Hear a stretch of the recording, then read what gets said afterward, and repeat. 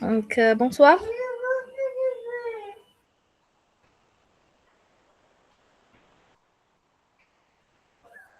Bonsoir. Désolée pour le retard. Donc, là, où est-ce qu'il est le cours? Donc, on fera l'exploration hépatique, de la fonction hépatique. D'accord. Je préfère aussi faire directement sur le cours. Comment ça, je vais éviter de parler des détails parce qu'il ne reste pas assez de temps. Donc, on va voir durant ce cours quelques rappels physiopathologiques sur le foie.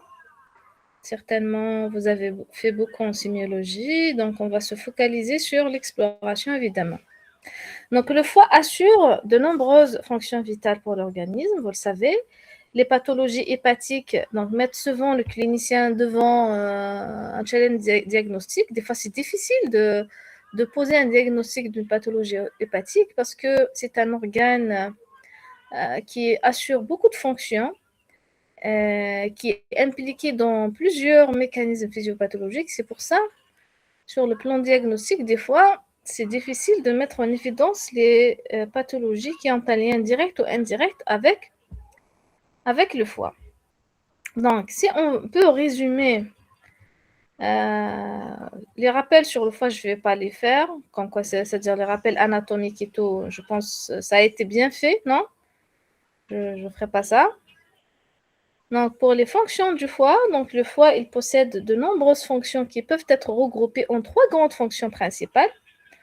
Vous avez la fonction métabolique, c'est-à-dire il assure beaucoup de fonctions métaboliques. Il intervient dans le métabolisme des glucides, des lipides, des acides aminés et même des acides nucléiques.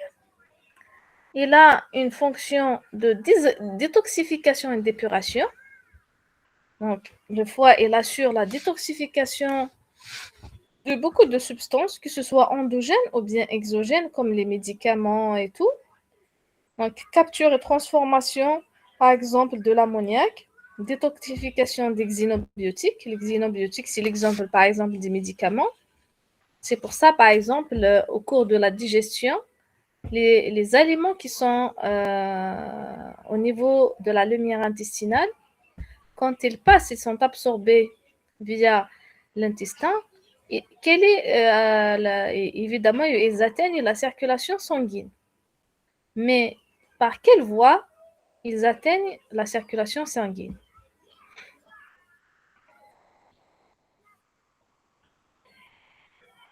Hmm? Ah, c'est quoi le premier passage? C'est la voie portale, n'est-ce pas? C'est les veines portes. Oui, docteur. C'est quoi le but, l'objectif? On l'appelle d'ailleurs le premier passage hépatique. Le but du premier passage hépatique, c'est de détoxifier déjà ce qu'on mange. D'accord? Donc, c'est un premier, c'est comme si c'est une douane.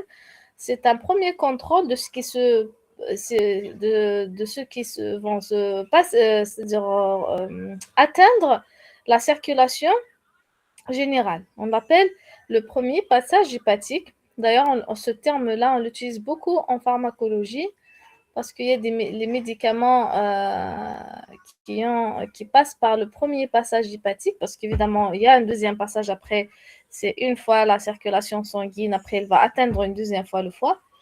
Donc, mais le premier passage, il est important parce qu'il réduit l'efficacité de médicaments, parce que déjà, le médicament, avant qu'il atteigne la cible, il est déjà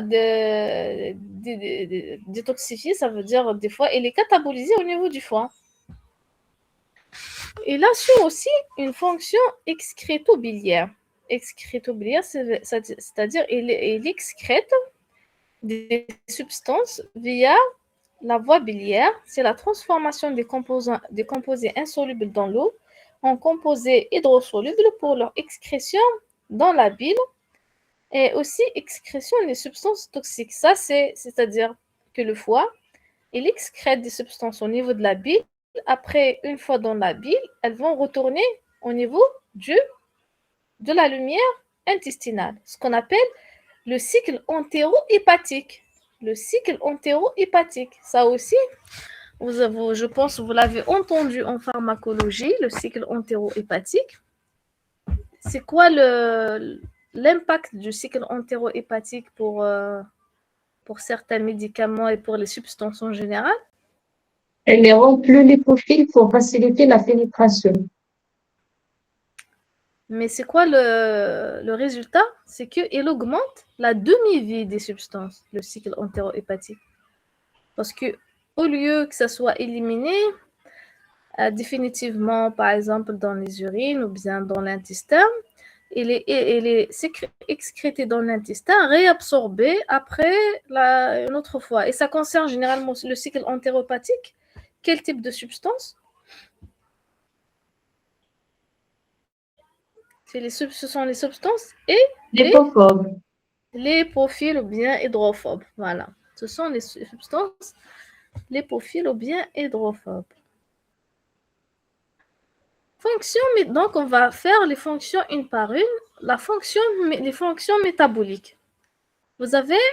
On va commencer par le métabolisme des glucides. Vous avez fait en deuxième année, en première année plutôt, donc le métabolisme des glucides, que ce soit le catabolisme, l'anabolisme. Et le site de la majorité des réactions du métabolisme des glucides, leur site, c'est au niveau hépatique. Donc, le foie est un organe majeur dans la production et le stockage du glucose. Les hépatocytes donc retirent la plupart du glucose alimentaire du sang portal et le stock se forme du glycogène. Donc, une fois le glucose alimentaire déjà, une fois par la voie porte et il passe par le foie, déjà, c'est un premier contrôle. Il stocke une bonne partie du glucose, se forme de glycogène. Durant la période du jeûne, le foie assure la synthèse de glucose par la néoglucogénèse hépatique.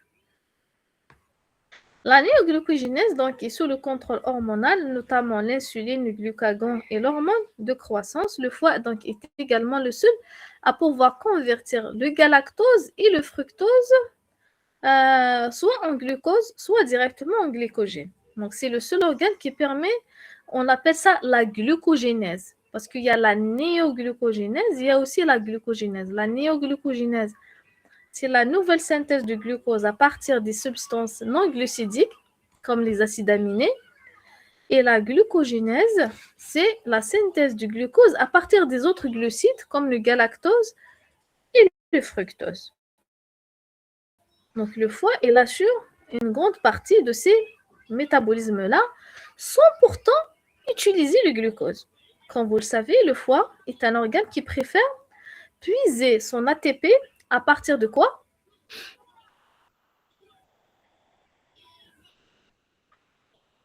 D'où est-ce qu'il synthétise l'ATP, le foie, pour sa propre utilisation? Il préfère utiliser quoi? Le glycogène. Non. Il préfère utiliser les triglycérides et les lipides en général. Tout ce qui est glucides simples, il l'épargne pour les autres organes. D'accord? Il stocke le glycogène, c'est pas pour lui qu'il stocke le glycogène, il le stocke pour les autres organes qui ne peuvent pas utiliser au moment d'hypoglycémie que du glucose, à savoir les globules rouges, les cellules cérébrales. D'accord? D'accord.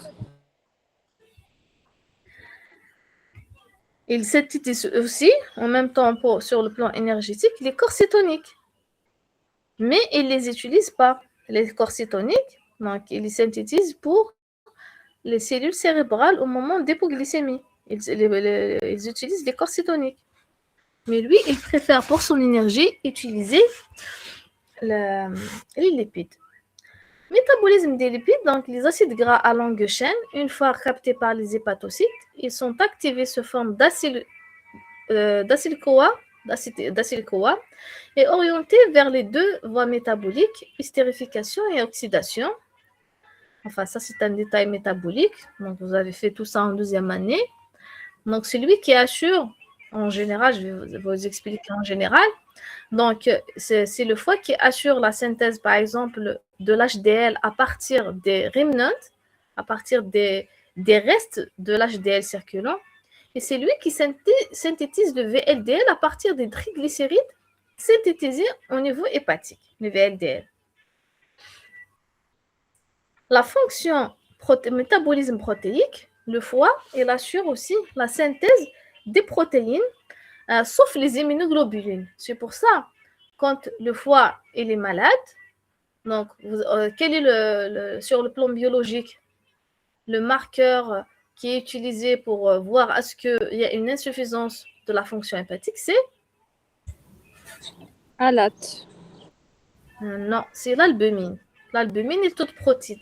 Parce qu'il y a un défaut. La latte, on verra après c'est quoi son utilisation.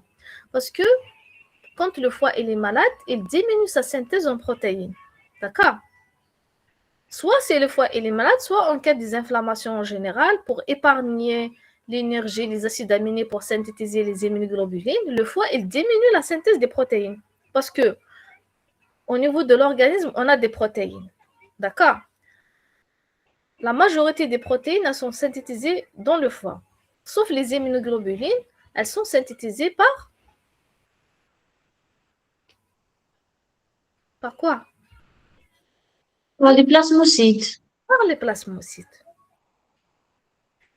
Métabolisme des vitamines et des oligo-éléments. Donc le foie est le lieu d'activation et de stockage de la vitamine B1. Docteur, Oui, question. Vous avez oui. dit qu'est-ce qu'on dose pour voir s'il y a une insuffisance hépatique, l'albumine avec? Il y a d'autres marqueurs. On va voir après. On va arriver après dans l'exploration. Mais parmi les marqueurs, il y a l'albumine et le type et le taux de protéines. D'accord. D'accord. Mais il y a d'autres marqueurs. Hein. Donc, On va les faire après dans le cours après l'exploration. Oui. c'est le premier signe à apparaître lors d'une insuffisance hépatocellulaire. Principalement, c'est l'effondrement de l'albumine. L'albumine. Hein.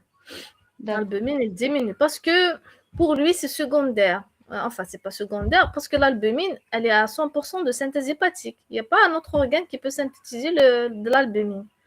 Mais en cas d'inflammation aussi chronique, vous avez fait quand même, je ne sais pas ce que vous avez fait déjà, le profil d'une inflammation chronique.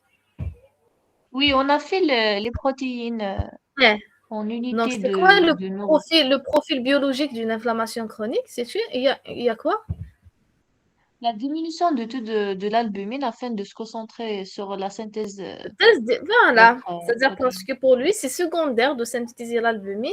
Le plus important, c'est de synthétiser les gamma-globulines. Donc, le foie aussi est le lieu d'activation ou de stockage des vitamines, comme la vitamine B1, thiamine, la vitamine B2, riboflavine, la B12, et les vitamines liposolubles A, D, E, K. D'accord? Enfin, la vitamine K, beaucoup plus, c'est la transformation. D'accord? Parce que le précurseur de la vitamine K, il est d'origine quoi?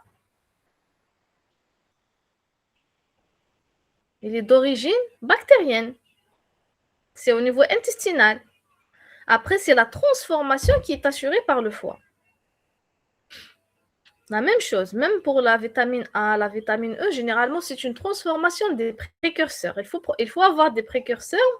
Après, la vitamine D aussi. La vitamine D, qu'est-ce qu'elle fait le foie? Il ne synthétise pas à zéro la vitamine D. Il transforme par hydroxylation. On a fait le phosphocalcique. Vous avez le cholestérol qui se transforme en 7-déhydrocholestérol. D'accord? Après, vous avez, par les UV, vous allez avoir le cholécalciférol via les UV au niveau de la peau. Après, à partir de cholécalciférol, vous avez une hydroxylation au niveau hépatique, soit une 25 hydroxylation qui l'active ou bien une 24 hydroxylation qui l'inhibe.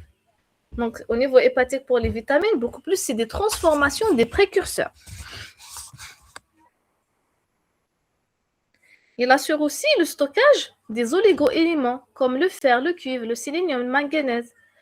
D'ailleurs, en cas par exemple de surcharge en fer, comme l'hémochromatose, ou bien une surcharge de cuivre, comme la maladie de Wilson, quel est l'organe le plus touché dans ces pathologies? Le foie. C'est le foie. L'hémochromatose, donc, en cas de surcharge en fer ou bien dans la maladie de Wilson par la surcharge en cuivre, donc le foie il est touché, et tellement le fer et le cuivre, c'est des éléments très oxydants, parce que le Fe2+, il se transforme en quoi? Facilement en Fe3+, il produit des électrons. Même chose pour le cuivre, le Ce+, en Ce2+. Et ces électrons-là, donc, ils produisent ce qu'on appelle un stress oxydant. On a fait le stress oxydant. Et ce stress oxydant-là, c'est lui qui va initier la cancérogénèse au niveau du foie. C'est pour ça, dans les stades avancés de la maladie de Wilson ou bien dans l'hémochromatose, on trouve toujours des tumeurs hépatiques, des carcinomes. Ça se complique par des carcinomes. C'est à cause de la surcharge de ces éléments qui sont oxydants.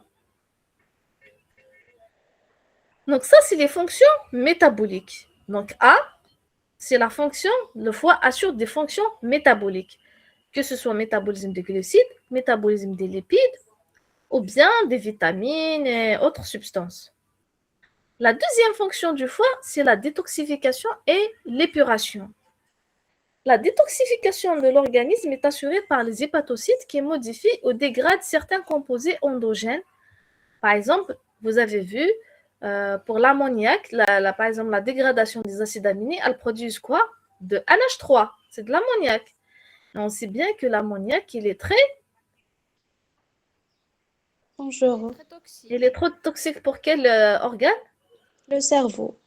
Pour le cerveau, parce que il traverse facilement la barrière hémato-encéphalique. Et le rôle du foie, c'est de transformer cet ammoniac en quelle substance?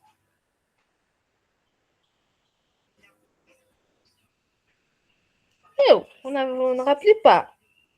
Il transforme l'ammoniac en quelle substance? Le foie. L'urée. Voilà, en urée. Il transforme l'ammoniac en urée. La détoxification de l'ammoniac, ça se fait par deux organes. Vous avez le foie et le rein. Dans le rein, on a de l'ammoniogénèse. Le foie et le rein. Le rein, il élimine directement l'ammoniac parce que c'est la sortie. D'accord? C'est la sortie, donc il élimine directement sous forme de l'ammoniac, de NH4+. On a vu ça dans le corps acide-base. D'ailleurs, ça contribue même à l'équilibre acido-basique. Et au niveau du foie, donc c'est l'uréogénèse. L'ammoniac, il est détoxifié sous forme de l'urée. Après, l'urée, évidemment, sera éliminée au niveau des urines. Vous avez aussi la détoxification, la dégradation des hormones-stéroïdes. Vous vous rappelez, quand on a fait les hydroxylations, les différentes l'année passée, dans le but d'éliminer les hormones au niveau des urines. Les hormones polypeptidiques, l'hémoglobine, il y a d'autres évidemment substances. Les substances exogènes, les médicaments. Généralement, les médicaments, la plupart, elles passent par la voie de cytochrome P450. C'est la voie de détoxification des xénobiotiques. La détoxification se fait donc selon deux mécanismes, soit la biotransformation, qui est une modification de la molécule par coupure de chaîne peptidique, des oxydations, des ajouts de groupements comme hydroxyle, méthyle, carboxyle, soit elle se fait par la conjugaison. La conjugaison, elle se fait par exemple, l'acide glucuronique, le glycocode, ou bien avec des acides biliaires, donc les sels biliaires, ou bien l'acide épurique. D'accord? Donc, c'est-à-dire, la molécule, si on n'arrive pas à éliminer la molécule elle-même parce qu'elle est lipophile, on la conjugue avec une molécule qui est hautement hydrophile, et de cette façon, je pourrais l'éliminer après. La conversion de l'ammoniac en urée, donc ça c'est un détail des différentes fonctions qu'on a expliquées, je ne vais pas le répéter. La troisième fonction, donc qu'est-ce qu'on a dit? La fonction métabolisme, la fonction de détoxification et épuration. La troisième fonction, c'est la fonction excrétobiliaire. C'est quoi la fonction excrétobiliaire? Donc après avoir été transformées par les hépatocytes, les substances citées précédemment sont éliminées de l'organisme via la bile. D'accord? La bile permet l'excrétion de nombreux composés, déchets métaboliques comme la bilirubine, substances endogènes en excès comme le cholestérol. Généralement, elle élimine tout ce qui est lipophile dans la bile. On élimine généralement cholestérol et tout ce qui est lipophile. Tout ce qu'on n'arrive pas à éliminer par les urines, on l'élimine dans la bile. Le métabolisme de la bilirubine, donc c'est pour ça, on va se concentrer sur le métabolisme de la bilirubine. Donc la bilirubine, c'est un pigment jaune produit parce que la bilirubine joue un rôle important dans la production des acides biliaires. Donc la bilirubine est un pigment jaune produit par la dégradation enzymatique de l'hémoglobine. Les érythrocytes sénescents, donc ça, c'est-à-dire quand les globules rouges meurent, ils sont dégradés par les macrophages et tout. Après, la finalité de cette globine, c'est la finalité, donc c'est la transformation en globine et lème au niveau de la rate. Le fer de lème est recyclé par l'érythropoïèse et le reste de lème est catabolisé en bilirubine. Après, cette bilirubine-là, elle a un caractère qui est hydrophobe. Pour qu'elle soit éliminée, et en même temps, si on va la laisser sous forme hydrophobe, elle va devenir toxique pour quel organe?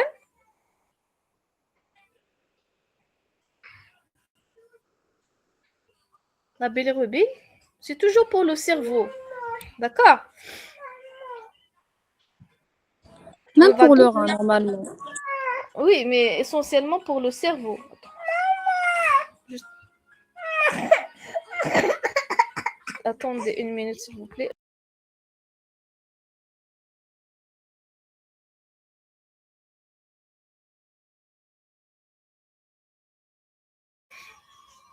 Pardon. Donc là, comme la bilirubine non conjuguée est une molécule hydrophobe, donc non soluble, elle est prise en charge par l'albumine. C'est de la bilirubine libre. D'accord?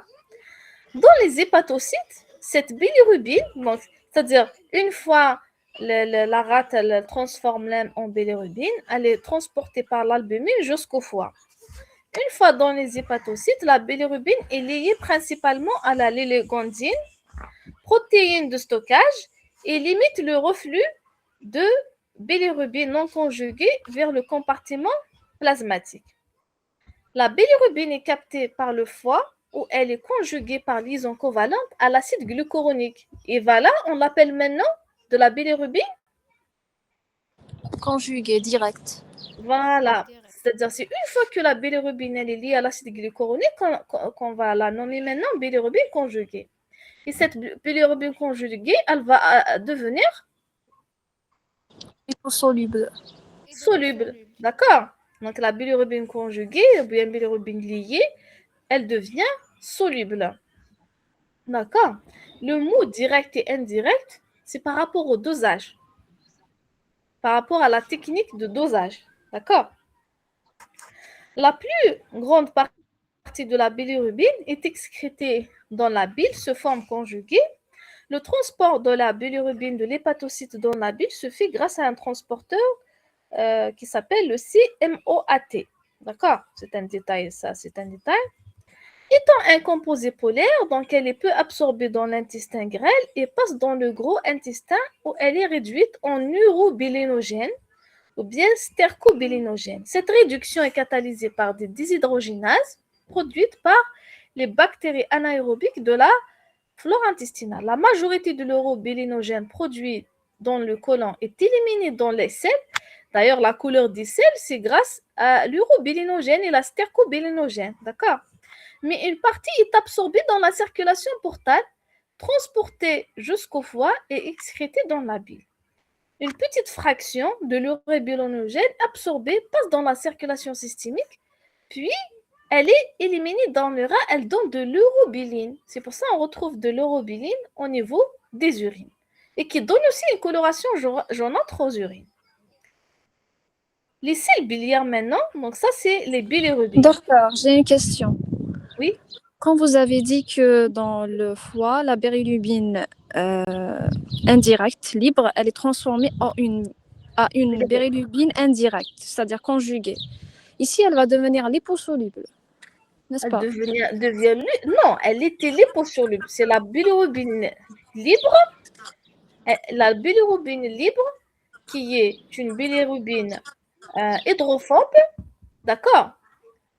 Oui. Elle passe au niveau du foie, elle est conjuguée à l'acide glucuronique, elle devient une bilirubine soluble. D'accord, c'est ça l'objectif d'ailleurs du foie, c'est de transformer cette bilirubine hydrophobe en bilirubine soluble. D'accord. J'ai pas Après, compris. le mot direct et Exact. indirect, c'est par rapport à la technique de dosage. On va arriver quand on fera l'exploration.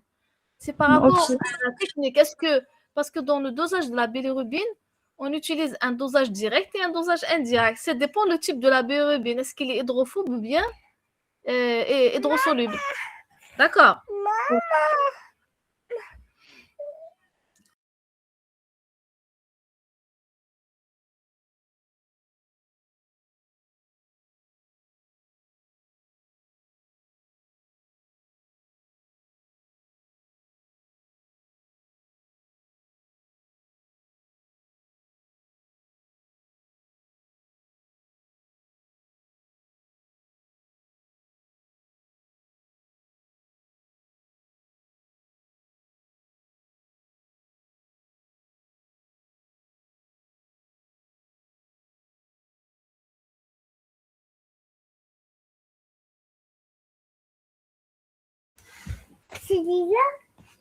Désolée, hein. Celui-là. Ah. Donc, désolée, monsieur me dérange un peu. Donc, qu'est-ce que je disais? Les sels biliaires. C'est quoi les sels biliaires? Ils sont issus du cholestérol. Ça n'a rien à voir avec la bilirubine. Donc, c'est une molécule, ce sont des molécules à structure stéroïdienne. Précurseur, c'est le cholestérol, synthétisé par les hépatocytes à partir du cholestérol sous l'action d'une enzyme, la cholestérol 7-alpha hydroxylase. Les acides biliaires primaires, coliques et quinodésoxycholiques, synthétisés au niveau du foie et sont conjugués dans le foie avec la glycine ou bien la taurine, voilà, pour former enfin les acides biliaires. Les acides biliaires,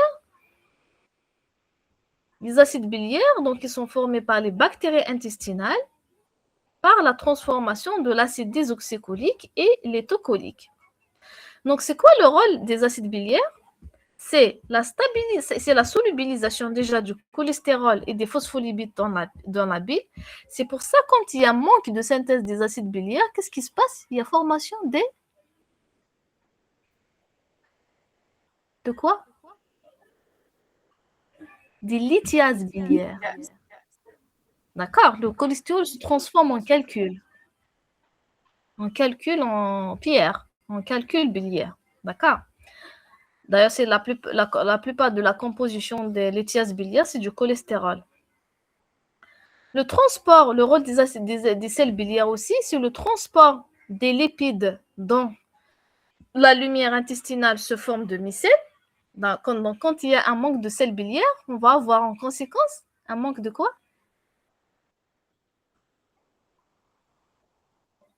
D'absorption des lipides. D'accord? Un manque d'absorption des vitamines liposolubles. et Et tout ce qui est lipophiles. tout ce qui est lipophile, lipides et lipophiles. D'accord? Parce que pour faciliter l'absorption des lipides, on a besoin des sels biliaires. Donc, rôle dans la digestion intestinale des lipides alimentaires, favorisant l'action de la lipase pancréatique, l'absorption intestinale des acides gras et des vitamines liposolubles. La bile, donc la bile hépatique est constituée, maintenant c'est quoi? La bile, elle est formée de quoi? C'est toute la solution qui est dans la vésicule biliaire. Elle est formée de quoi cette bile-là? La bile hépatique, c'est-à-dire en couleur verdâtre. Donc la bile hépatique est constituée de l'eau, d'acide biliaire, de bilirubine conjuguée, de cholestérol, d'acides gras, d'électrolytes et d'une variété de déchets hydrosolubles. On retrouve tout ça dans la bile. D'accord? Les tests, donc là, on a fini par le premier point qui est les fonctions du foie. Donc, en résumé, vous avez 3 principales fonctions du foie. Une fonction métabolique, une fonction de détoxification et de d'épuration et une fonction d'excrétion biliaire, de formation de la bile qui est très importante à l'absorption de tout ce qui est liposoluble au niveau intestinal. Maintenant, en deuxième point, on va voir les tests d'exploration hépatique, c'est-à-dire en cas de dérèglement de la fonction hépatique, qu'est-ce qu'on va demander comme paramètres? Ces paramètres-là, ils vont dépendre de la fonction, c'est-à-dire pour les fonctions métaboliques, on a des tests, pour les fonctions d'épuration, on a des tests, et pour la fonction biliaire, on a des tests. Et on les a classés selon les pathologies, les signes cliniques, les symptômes cliniques en 5 parties. Vous avez les tests de la cholestase et de cholestase et de rétention, les tests de cytolyse, les tests de l'activité hépatique, les tests de la réaction inflammatoire et les tests d'épuration plasmatique et de détoxification. D'accord. Pourquoi cette classification? Parce que ce sont les 5 grands symptômes qui traduisent une atteinte hépatique ou bien des pathologies hépatiques. La cholestase, c'est quoi la cholestase? La cholestase, c'est tout ce qui c'est la rétention hépatique. C'est tout blocage au niveau hépatique qui empêche de sécréter, c'est-à-dire par exemple de la bile, l'excrétion biliaire vers la lumière intestinale. Donc, c'est tout ce qui est blocage. Tout ce qui est blocage, ou bien d'éliminer, d'assurer ces cycles-là entéro-hépatiques. Donc, ça, c'est les tests de cholestase. Donc, quand on suspecte un blocage, une rétention, donc on cherche à demander des tests de cholestase ou de rétention. La cytolyse, cyto, c'est cellule, lyse, ça veut dire lyse cellulaire, c'est-à-dire c'est quand il y a une pathologie qui provoque la lyse des cellules hépatiques. Donc là, on va demander les tests de cytolyse. L'activité métabolique, c'est-à-dire, on a dit que le foie il assure le métabolisme du glucides, des lipides, des protéines. Donc, quand on suspecte que le foie ne travaille pas, comme par exemple on vient de voir, on a dit par exemple, en cas d'insuffisance hépatique, le foie ne travaille pas, il y a des tests qui témoignent comme quoi le foie il a diminué son travail ou bien il ne travaille pas. Vous avez les réactions inflammatoires, l'inflammation du foie, et les tests d'épuration et de détoxification. On commence par les tests de rétention plutôt et de cholestase. C'est quoi le syndrome de cholestase? Donc, le syndrome de cholestase ne témoigne pas d'une atteinte de la membrane hépatocytaire, mais d'une atteinte des mécanismes d'excrétion biliaire. C'est-à-dire, on a un blocage, on bloque la bile à excréter son contenu vers la lumière intestinale. Il peut s'agir d'un obstacle sur les voies biliaires macroscopiques. On parle d'ailleurs du cholestase obstructif, c'est-à-dire les grands canaux d'excrétion biliaire, comme il peut s'agir d'une atteinte cellulaire touchant les cellules épithéliales des voies biliaires. D'accord? Les conséquences de la cholestase sont en rapport, d'une part, avec l'accumulation. Si on n'excrète pas toutes ces substances dans la lumière intestinale, qu'est-ce qui va se passer? Il y aura de l'accumulation dans le foie et par voie de conséquent, reflux dans le sang, c'est-à-dire si quelque chose s'accumule dans le foie, elle va retourner vers quoi? Dans le sang, la circulation sanguine. C'est pour ça qu'elle va augmenter au niveau de la circulation sanguine. Des substances normalement excrétées par voie biliaire. Et d'autre part, la diminution de ces substances dans la lumière digestive.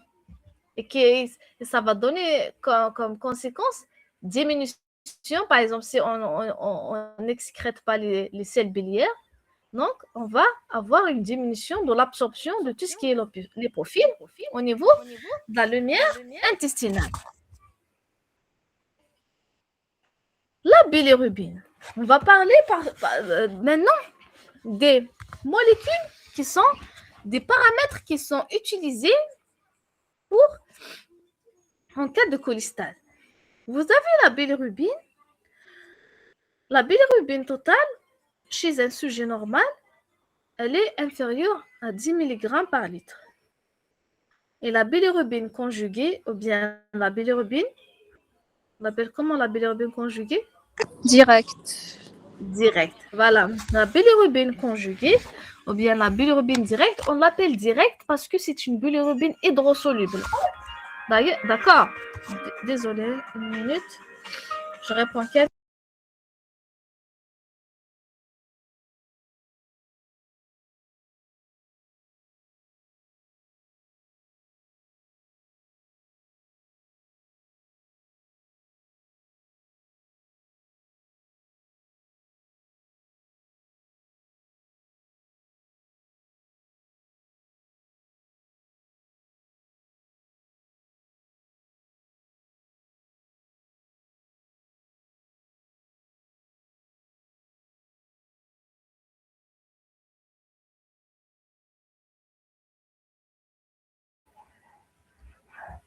Désolée, hein.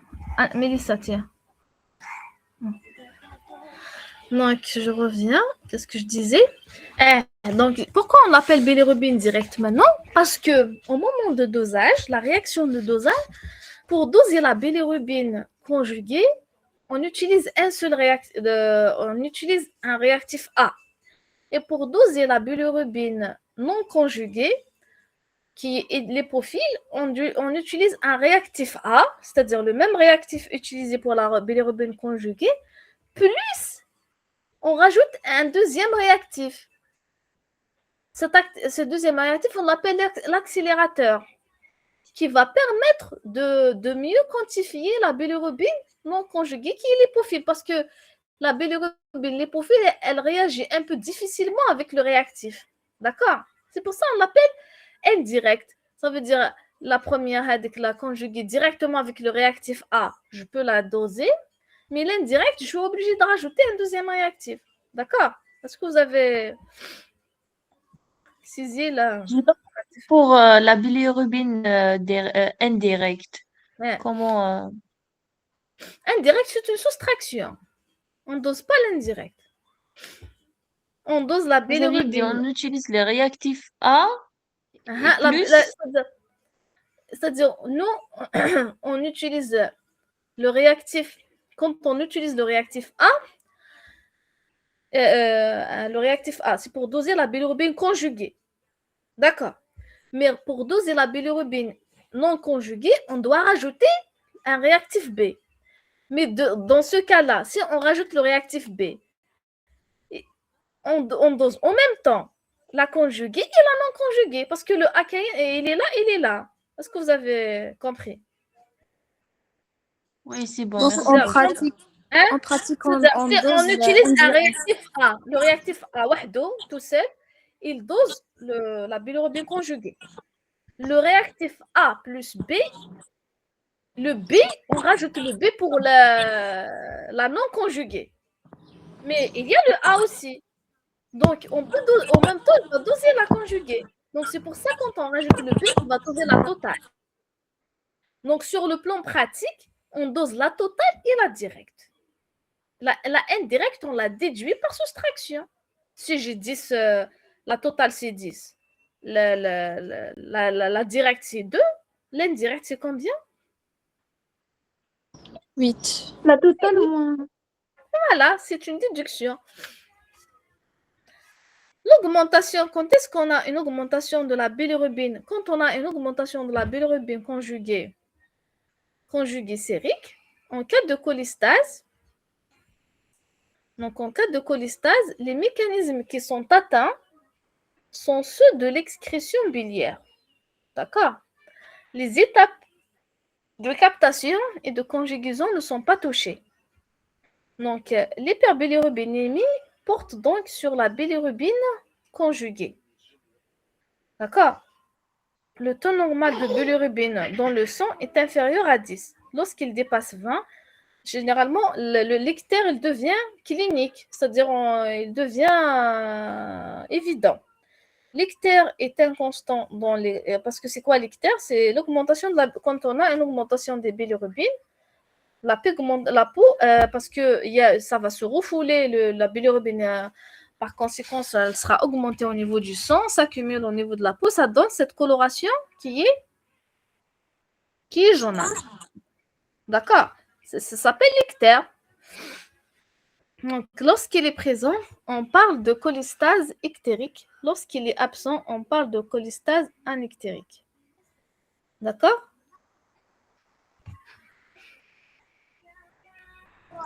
D'accord.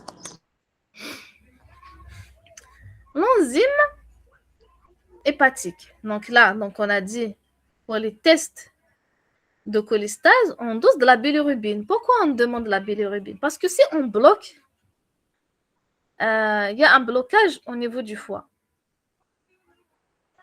Donc la bilirubine, une grande partie de la bilirubine, elle peut repasser dans le sang et elle va augmenter le taux de bilirubine au niveau du sang.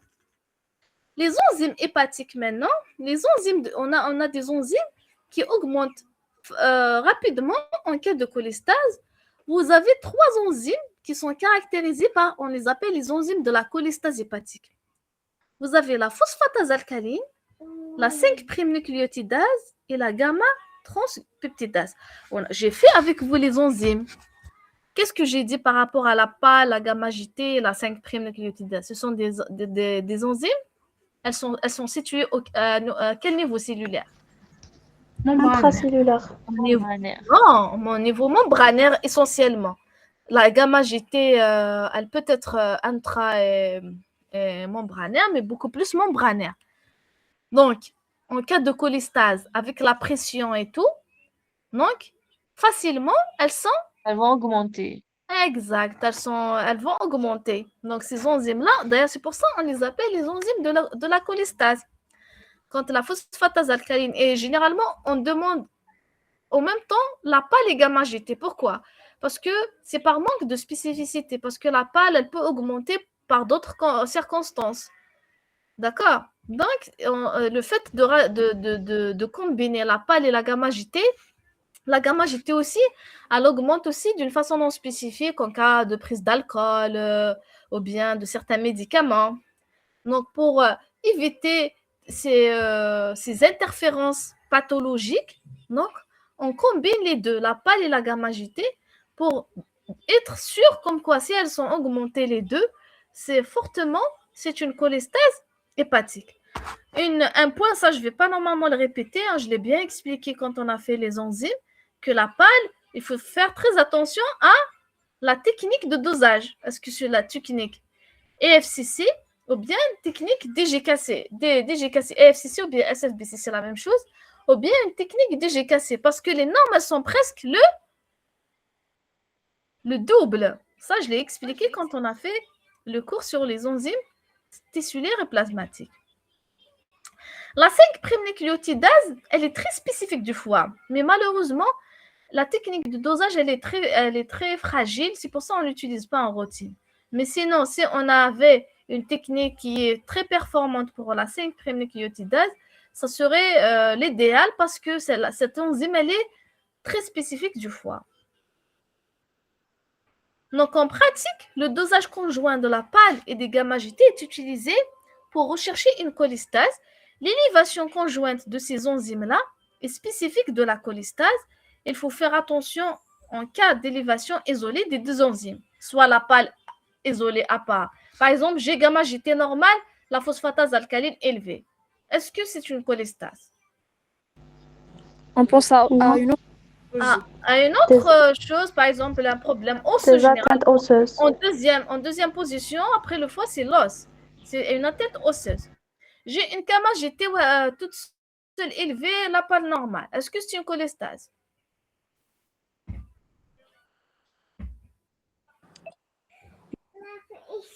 Hein?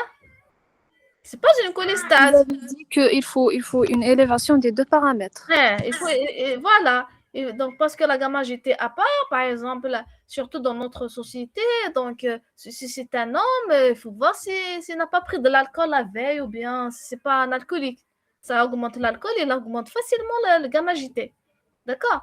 Ou bien, d'une manière générale, s'il y a des médicaments qui augmentent la gamma GT, les statines, elles augmentent les gamma GT. D'accord? Donc, une élévation isolée des phosphatases alcalines est habituellement, ça c'est bon, je l'ai expliqué. Voilà. Troisième point, c'est allongement du temps de Quick corrigé par l'injection de vitamine K. C'est normal parce que la cholestase provoque une carence en vitamine K parce que la vitamine K, elle est liposoluble. Donc, s'il y a une cholestase importante, il y aura manque d'acide biliaire, de sel biliaire au niveau de la lumière intestinale, manque d'absorption de la vitamine K. Et on sait très bien que la vitamine K est une vitamine très impliquée dans la synthèse des facteurs de coagulation. Donc, s'il y a un manque de vitamine K, il y aura augmentation, diminution de certains facteurs de coagulation et par conséquent, augmentation de temps de Quick. Les autres signes biologiques de la cholestase hépatique, vous avez une hypercholestérolémie. Pourquoi l'hypercholestérolémie? Parce que le cholestérol, normalement, une partie, elle est éliminée dans la bile, après dans la lumière intestinale, donc elle suit le cycle entérohépatique. Dans ce cas-là, donc c'est bloqué. C'est le blocage là, il y aura un refoul vers la lumière, vers plutôt la circulation sanguine. Élévation des acides biliaires sériques. Les acides biliaires, au lieu que ça soit excrété dans la lumière intestinale, ils vont être, c'est-à-dire dans le sang. Et ça donne comme quoi, comme signe clinique? L'augmentation des acides biliaires au niveau du sang. Prurite. Voilà, ça donne un prurite. Vous avez la stéatorie. La stéatorie, c'est quoi la stéatorie? C'est une augmentation de la teneur en lipides des graisses. C'est-à-dire, la teneur des sels en graisse, d'accord? Il peut se voir.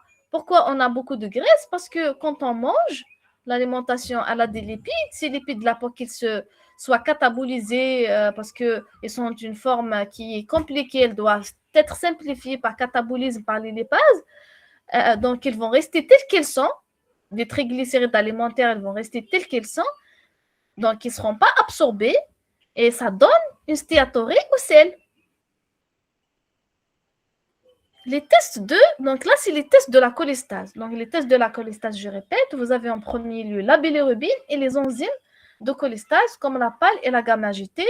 Et on peut rajouter le temps de Quick et les acides biliaires, augmentation des acides biliaires sériques et la stéatorie et un peu moins le cholestérol. Parce que le cholestérol n'est pas du tout spécifique. Docteur, donc tout ce qu'on avait cité au-dessus, c'est le syndrome de rétention. Cholestase. Oui. Donc là, je vais passer maintenant aux questions. Docteur. Oui. Docteur, s'il vous plaît, est-ce que vous pouvez reprendre le point de la stéatorée? La stéatorée, c'est l'augmentation des graisses au niveau des selles. C'est pourquoi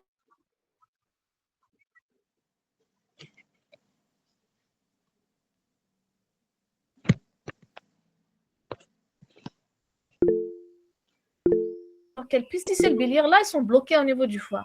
Donc, les triglycérides, ils vont rester comme ils sont. Donc, ils ne vont pas être absorbés. Donc, ils vont se stagner au niveau de la lumière intestinale. Et ça va donner cet effet stéatorique au sel. D'accord, merci. Les tests de l'acétolyse, c'est 7h20, 7h30. Les tests, on va rajouter 15 minutes, mais ça m'étonnerait qu'on va finir. Les tests de l'acétolyse. L'acétolyse, c'est quoi? Donc, j'ai dit c'est la lyse cellulaire. Elle traduit une atteinte de la membrane hépatocytaire. Cette atteinte peut être une destruction de la membrane qui définit la nécrose hépatocytaire ou une augmentation de la perméabilité membranaire. Par conséquent, les substances normalement contenues dans l'hépatocyte vont sortir et vont augmenter dans le sang. Quelles sont ces substances-là intracellulaires qui vont sortir et augmenter dans le sang? Vous avez en premier lieu les transaminases sériques, azate et alate, essentiellement alate. D'accord? Les transaminases, donc les normes, c'est inférieur à 50 pour azate chez l'homme et 35 chez la femme. La même chose pour les deux enzymes. Donc, on pratique une élévation importante des transaminases supérieure à 10 fois la limite supérieure des valeurs normales du laboratoire témoigne d'une cytolyse hépatique importante. Si le rapport azat sur alat est supérieur à 1, il faut évoquer une hépatite alcoolique. Parce que normalement, dans les autres hépatites, donc c'est alat qui augmente parce qu'on a dit que alat, il est beaucoup plus spécifique du foie. D'accord? Donc, quand c'est le rapport azat sur alat, normalement, le rapport azat sur alat, déjà, naturellement, il est inférieur dans le cas physiologique déjà. Azat sur alat, il est inférieur à 1. Les azat, généralement, elle est entre de 15 et 20. Et alat, entre 20 et 30, chez un sujet normal. Donc, déjà, naturellement, azat sur alat, il est inférieur à 1. Dans la plupart des pathologies hépatiques aussi, azat sur alat est inférieur à 1. C'est alat qui augmente plus que azat. Exception les hépatites alcooliques. Quand une hépatite elle est provoquée par l'alcool, ça donne contraire. Parce que ça, c'est le lien de l'alcool dans le métabolisme des acides aminés, c'est-à-dire quelle est l'enzyme qui est plus... d'accord. Donc, dans ce cas-là, il y a inversion de rapport. Azat sur alat, ça devient supérieur à 1 dans les hépatites alcooliques. Donc, en cas d'élévation modérée, donc ça, supérieur à 10 fois, c'est une élévation importante. Ça se voit généralement dans les hépatites, les cytolyses aiguës. Mais en cas, on peut avoir des élévations modérées, 2 fois, 3 fois la normale. Donc ça, on appelle une cytolyse modérée. Il faut prendre garde à une élévation qui prédomine sur les azates. Il peut agir d'une cytolyse hépatique provoquée par la cause. La même chose au survenant sur une maladie au stade de cirrhose. Donc, il peut aussi s'agir d'une élévation des transaminases d'origine musculaire. En cas de doute, il faut doser la créatine kinase, la CK. Parce que la CK, elle est musculaire. Si je suspecte j'ai azat très élevé à la chouïakel, c'est bien de rajouter CK. Peut-être il y a un problème musculaire qui est associé. Autre perturbation biologique de la cytolyse, vous avez élévation des variables sériques de charge en fer. D'accord? Vous avez l'élévation de la LDH et l'élévation modérée de la gamma-GT. Parce qu'une cytolyse importante, elle peut induire une inflammation. Et cette inflammation, elle peut induire une cholestase. C'est-à-dire la cytolyse, elle peut se compliquer par une cholestase. La même chose, la cholestase aussi, elle peut se compliquer par une cytolyse. Parce que la cytolyse, avec ce relargage qui donne toutes ces substances-là, elle peut provoquer une inflammation. Une inflammation, c'est un gonflement, il y aura un gonflement des cellules et tout. Donc, elle peut donner quand même une certaine cholestase qui va se traduire par une augmentation légère de gamma-GT et la PAL. La même chose, une cholestase très importante, s'il y a un obstacle très important donc qui va faire une pression sur un tissu, sur une partie d'un tissu, ce tissu-là, il peut se léser et donner une cytolyse. Donc, il ne faut pas avoir en tête comme quoi une cytolyse, vous allez trouver uniquement azat alat élevé, pas le gamma-GT normal. C'est possible. Il y a des cas où vous n'aurez que les transaminases élevées, gamma-GT pas normal. Mais vous pouvez avoir aussi des cas où vous aurez azat alat gamma-GT pas élevé. Mais quand il s'agit, c'est-à-dire que le problème initial, c'est de la cholestase, vous allez remarquer que la PAL et la gamma-GT sont plus importantes que azat et alat. Le contraire, si c'est le problème initial, c'est de la cytolyse, vous allez remarquer que azat et alat, elles sont plus importantes que la gamma-GT et la PAL. Les tests... Oui. Comment une cytolyse hépatique peut provoquer peut-être la cause d'une cholestase. J'ai pas bien. C'est l'inflammation. Parce qu'une cytolyse, elle va donner quand même une certaine inflammation du tissu. Donc, cette inflammation, elle va provoquer la cholestase. D'accord? Les tests d'activité métabolique. Attendez. Vous vous avez quoi demain?